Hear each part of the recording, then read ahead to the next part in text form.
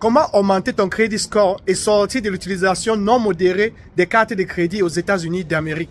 Je vais te raconter mon histoire en détail. Comment j'ai pu sortir de cet envoûtement. Comment j'ai augmenté mon crédit score de 600 à 800.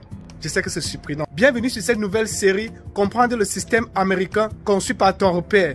Épisode 3. Aujourd'hui, nous allons parler de comment augmenter ton crédit score, sortir de l'envoûtement des cartes de crédit et être free sans dette.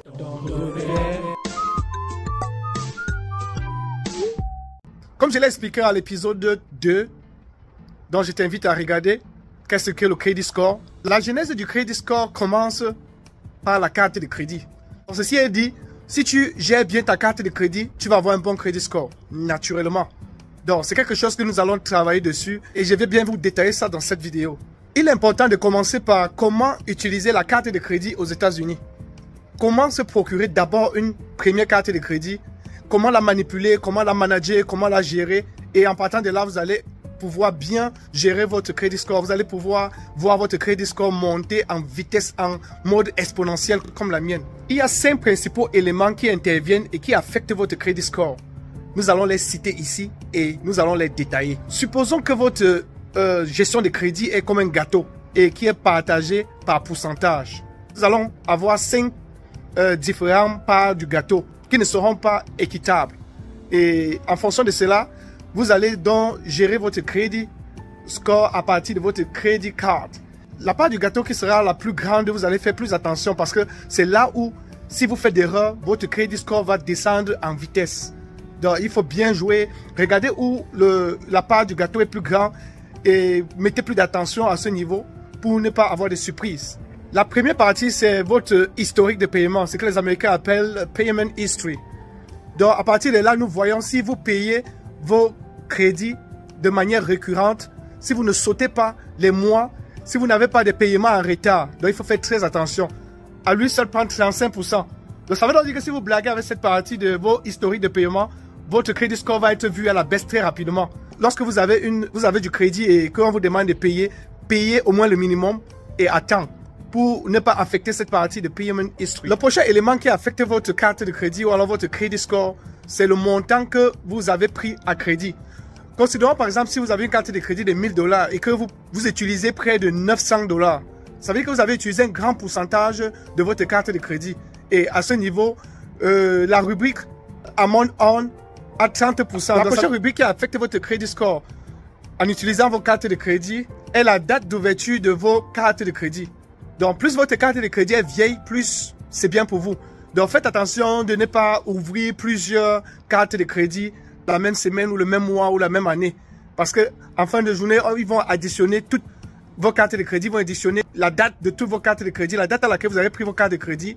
Et plus la date est minime, cela veut dire que vous prenez trop de cartes de crédit à très peu de temps.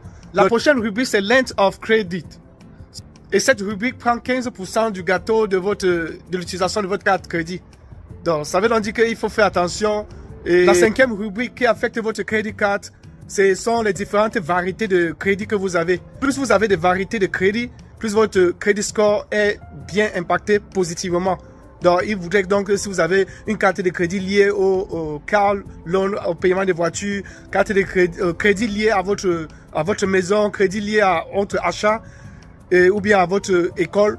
Donc, il se base sur tout ça. Si vous avez plusieurs différents types de crédits, c'est bien pour vous.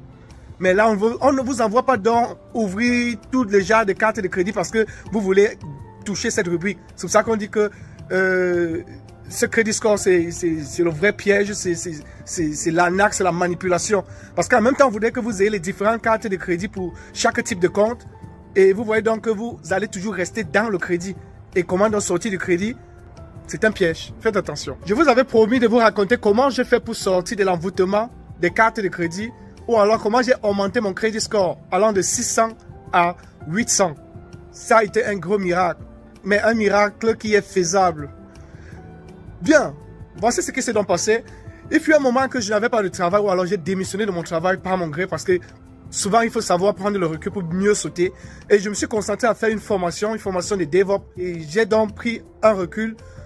Je n'avais plus du salaire qui entrait, mais j'avais un peu d'épargne. J'ai payé la formation avec mon épargne et j'ai payé ma maison ma location mois après mois, jusqu'au moment où je n'avais plus rien en épargne, mon épargne était finie complètement.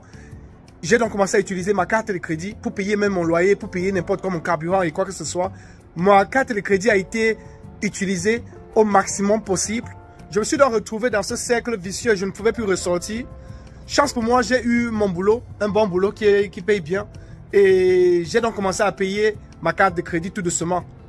Mais l'erreur que j'ai faite, c'est que en même temps, j'ai payé la carte de crédit, mais j'épargnais aussi de l'argent.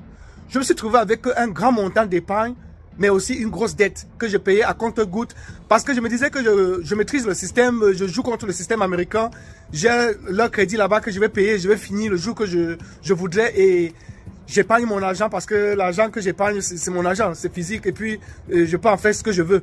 Mais ça a été la plus grosse erreur de ma vie parce que je n'avais pas réfléchi. Prenons un exemple que j'épargne par exemple 10 000 $ dans mon compte d'épargne. Ces 10 000 $ me procurent pour un compte qui a un pourcentage d'intérêt très bas, me procure 0,0, je n'arrive même pas à dire, 0,03 $ tous les mois. L'intérêt que mes 10 000 $ restent dans mon compte d'épargne. Et en même temps, prenons un exemple, si j'ai 10 000 $ de crédit dans ma carte de crédit, ces mêmes gens me coupent près de 250 $ tous les mois. Donc, supposons que je suis resté avec les 10 000 là pendant peut-être un an. Donc, ils m'ont coupé 250 $ pendant 12 mois. Soit près de 3 000 $ que j'ai payé comme intérêt.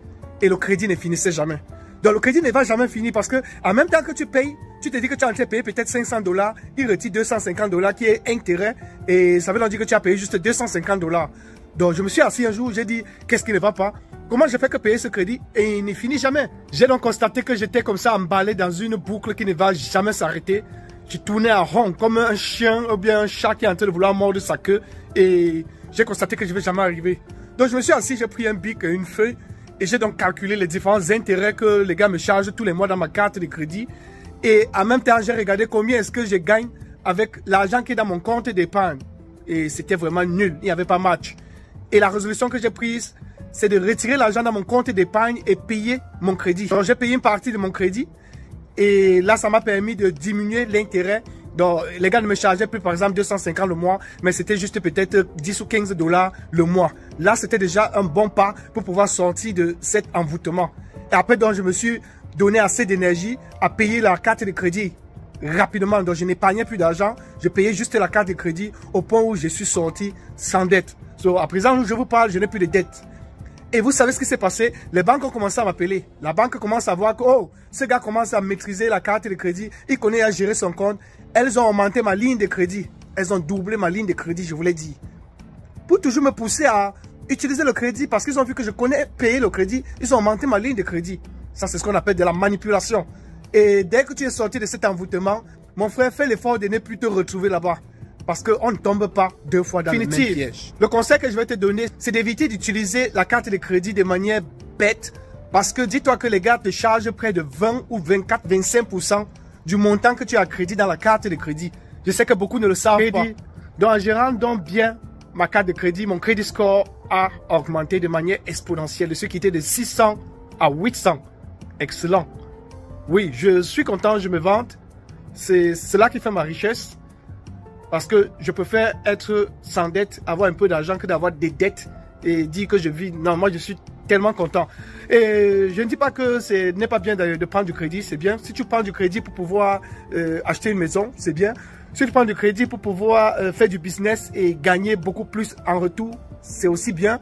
Mais ne prends pas le crédit pour acheter la nouvelle télé dans la maison. Ne prends pas le crédit pour acheter un nouveau gadget. Ne prends pas le crédit pour faire ta coiffure ou bien pour acheter les bijoux. Non, tu ne peux pas prendre le crédit pour voyager, mon frère. Prépare ton voyage un an en avant. Quand je me lève comme ça, que je dis je vais aller en Afrique ou bien en Europe, je prépare mon voyage maintenant. Je garde de l'argent qui est prévu pour ce voyage. Et le moment d'aller, je vais utiliser cet argent. Ou alors je peux utiliser ma carte de crédit pour payer mon billet de vol de voyage et je vais rembourser. Vous voyez la différence? Et c'est de là donc que tu vas pouvoir t'enrichir. C'est ça la richesse pour moi. Vivre sans crédit. Parce que tu dors, tu n'as pas les maux de tête, tu ne fais pas des rêves, des cauchemars. Sachant que la banque est en train de toquer à ta porte pour pouvoir prendre ton véhicule ou alors pour récupérer ta maison ou c'est que tu es un peu malade, tu as peur. Non.